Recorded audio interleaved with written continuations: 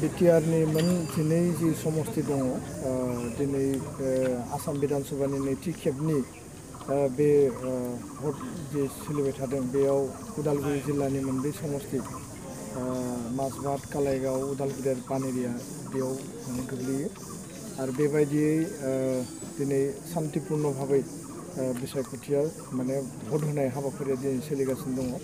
आरो जों लुबैयो बेयो माने कुनु माने सोरखौबा सिगिनाय सोरखौबा प्रेसार होनाय बेबायदि गैयालासिनो खोब गोजोन थासारिनि गेजेरजों बे भट होनाय हाबाफारिया जानांगौ आरो साफ्रोमबो भटारा गणतान्त्रिक देशनि नागरिक हिसाबै बिथांमोना गावबा गावनि गोसो बायदियै साफा साफा माने गोग्गो माने दैदेनगिरि बा जोंनि ओनसोलखौ सामलायनो दैदेननो थाखाय राजनैतिक भाबै जि जनप्रतिनिधि दैथायहरनांगौ बेयाव गावनि गोसोनि लुबैनाय बायदिखौ बिथांमोना जाहाथे भट होनानै देरहासार खालामनो हायो बेनि थाखाय बयनिबो उदां मोनसे थासारि माने बानायना होनांगौनि थाखाय जों प्रसासनखौ नारसिनदों बा इलेक्सन कमिसन अफ इन्डियाखौ जों खावलायदों दा बेखायनो दिनैनि बे परिबेसाव शान्तिपूर्ण बेयाव बिसायख'थि जानायखौ जों नुदों गुबुन फारसेथिं दुलाराय बर' फरायसा आफादा जोङो नैबे बिटिआर गोजोन गोरोबथानि जि दफा बे दफा मावफुंनांगौनि थाखाय जिहेतु आसाम बिधान सभायाव थांनानै जोंनि एमएलएफ्रा दफानि सायाव माखासे जिखिनि पलिटिकेल इनिसिएटिभ पलिटिकेल जिखिनि एसेम्ब्लियाव डिसकासननि मेटार दङ बेफोरखौ जाहाथे रिजल्भ खालामनो हायो बा जोंनि बिजाथिया एमएलए देरहाखांनायनि उनाव बे हाबाफारिफोरखौ इमप्लिमेन्टेसनखौ स्पिडि खालामनायाव मदद होनो हायो बेखायनो जोङो नैबे बाराव इउपिपिएल दोलो आरो लोगोसे आसामाव मेट्र' ज'न जि दङ बिथांमोनखौ जोङो मदद होनानै सापर्ट होनानै खामानि मावदों बाथ्राया जाहैबाय जे बिपिएफ हान्जाया बिटिआर एकर्डनि दफाखौ मावफुङा होननानै बिथांमोना बुंदों आरो बिथांमोना बेखौ रिजेक्ट खालामदों दा बेखायनो गुबुन फारसेथिं इउपिपिएल दोलोआ जिहेतु हारिनि जेंना जेंसि सुस्रांनायनि थाखायनो राजनैतिक भाबै खामानि मावनो थाखाय जोनोम जादों आरो बिथांमोना एकर्ड इमप्लिमेन्टेसननि थाखाय खामानि मावबाय थादों दा बेबायदि बुब्लियाव उदालगुरिनि मोनब्रै समस्ति बे मोनब्रैबो समस्तियाव इउपिपिएल आरो बिजेपिनि जि मेट्र' ज'ननि केन्डिडेटफोर दङ बे साब्रैबो केन्डिडेटआ देरहालांनाया रोखा आरो बिनि गेजेरजों बेयाव बिपिएफआ निल जानो थांगासिनो दङ दा बेखायनो रायजो राजाया खुनु गिनाय गैयालासिनो गावनि भटखौ जाहाथे बिथांमोना होयो आरो बे भट होनायनि गेजेरजों मोजां दैदेनगिरिखौ बासिगोन थारैनो रायजो राजाया थांनाय 2020नि डिसेम्बराव जानाय जोंनि काउन्सिलनि जि इलेक्सन बे इलेक्सनाव परिबर्तननि थाखाय सोलायनायनि थाखाय मोजां सरकार लाबोनायनि थाखाय प्रमद बर' गबिन्द बसुमतारीनि सरकार लाबोनायाव जथेस्थ' खस्थ' खालामनानै बिथांमोना भट होबाय आरो दिनै फिन नैबे बिटिआरनि जि 12टा समस्ति दङ सेकेन्ड आरो थार्ड फेजआव दिनै सेकेन्ड फेजनिया जादों बे 12टा समस्तियाव इउपिपिएल दोलो आरो लोगोसे बिजेपि जि मेट्र' ज'ननि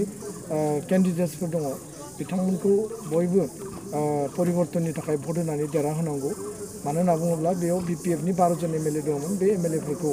जोङो एबाराव बिदाय होनानै परिबर्तननि थाखाय जोङो आसाम बिधान सभायाव 12 जन एमएलए इउपिपिएल बिजेपिनि जि एमएलए दङ बे मेट्र' ज'ननि बिथांमोनखौ जों देरहाहोनानै इयुननि हाबाफारि जौगानांगौनि गोजोन थासारि लाबोनाय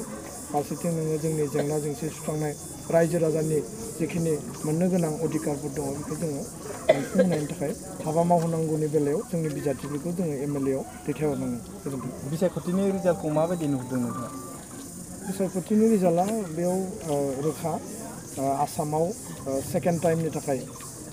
बिजेपि इउपिपिएल एजिपि आरो जिखिनि मेट्र' ज'न दङ बिथांमोननि सरकार जानो थांगासिनो दङ आरो बिटिआरआव मोन 12 समस्तिनि मोन 12खौबो इउपिपिएल आरो बिजेपि जि मेट्र' ज'ननि बिजाथि दङ क्लिन सिटयै बिथांमोना देरहागोन साबेसे मन्त्रि थागोन मन्त्रि मोननाय बा मन्त्रि होनाय बे मेटारा सरकार दाखांनायनि उनाव पार्टि टु पार्टि डिसकासन जागोन आरो बिनि गेजेरजों मर्यादापूर्ण बेयाव स्पेस मोनगोन आरो बे मन्थ्रिखौ मोननानै जाहाथे इयुनाव रायजो राजानि आरो जोंनि ओनसोलनि आरो एकर्ड इमप्लिमेन्टेसननि हाबाफारिखौ बिथांमोना मावनो हागोन इउपिपिएल बिजेपिया खुंथायाव फैयोब्ला हारिनि मा मोजां जानो हागौ बेयाव स्पष्टयै जिखिनि बिथांमोना भिजन डकुमेन्ट होदों गावसोरनि इस्ताहाराव होदों बिनि बादैबो जोंहा मोनसे इन्टारनेल एजेन्डा थाबाय जे एकर्डनि दफाफोरा एफर्ट इमप्लिमेन्टेसन कमिटि आरो बिटिआर काउन्सिल गभर्नमेन्ट बर' कसारि काउन्सिल आरो लोगोसे कार्बि आंलं काउन्सिलनि सिङावबो माखासे जेंना दङ एसटि हिलनि इस्यु फारसेथिं नोङो आसाम सरकार सेन्ट्रेल गभर्नमेन्ट बे माने सेन्ट्रेल स्टेट आरो मोनथाम काउन्सिल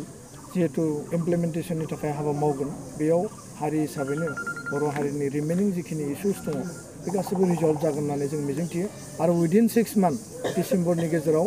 जोंनि बाउन्डारि कमिसननि हाबाफारि स्कुल प्रभिन्सियेलाइजेसननि हाबाफारि अभार एन्ड अल गासैबो जेंना जेंसिखौ जोङो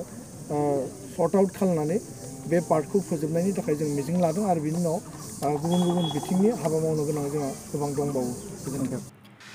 गासैजोंबो लोगोसे जौगानायनि लामायाव इउपिपिएल सरकारनि दान मोननैयाव मावफुंनाय मावफारिफोर एनडिपिफोरनो गाव सुंथानाय साफायाव 4 लाख रां अनसुंथाइ गथायबाय। फै जों बयबो खौसेयै बिटिआर हालामाव गोजोन खौसेथि आरो जौगानायनि थाखाय इउपिपिएल हानजानो ट्रेक्टरनि सावगारियाव गावबा गावनि बेसेन गोसा भटखौ होनानै देरहासार होबावदिनि।